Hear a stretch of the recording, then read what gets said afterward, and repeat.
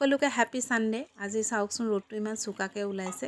এতিয়া ৰাতিপুৱা 7টা বাজিছেহে, ইমান চোকা ৰ'দ আৰু বেটাও পুৰা পানী খেলি আছে। আজি তাৰ আৰ্ট কম্পিটিশ্যন আছিলে, আমাৰ ঘৰৰ ওচৰতে হৈছে, তাক লৈ আহিলোঁ তালৈ। আৰু এইফালে শেষ হোৱাৰ পিছত চবকে বাচ্চাবিলাকক কনচুলেশ্যন প্ৰাইজ দিছে আৰু আনফালে বেটাৰ নামটো এনাউন্স কৰিলে।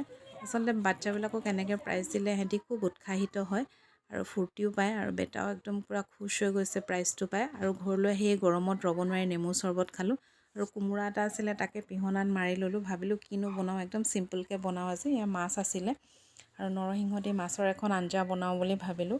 গৰমত আচলতে কি খাওঁ কি নাখাওঁ লাগে, একদম চিম্পলকৈ বনাইছোঁ। সেইকাৰণে এনেকৈ খোৱাটো আচলতে হেল্ডিও হয় আমাৰ কাৰণে।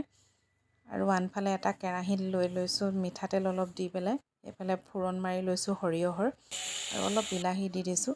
এতিয়া কোমোৰাটো পিহনাত মাৰি লোৱা কোমোৰাটো এতিয়া মই মাছৰ মূৰ দি বনাম বুলি ভাবিছোঁ। আৰু এয়া অলপ হৈছে এইখিনি, তাৰ উতলা পানী দি দিলোঁ। ভালকৈ উতল অহাৰ পাছত এই মাছৰ মূৰটো এতিয়া দি দিছোঁ।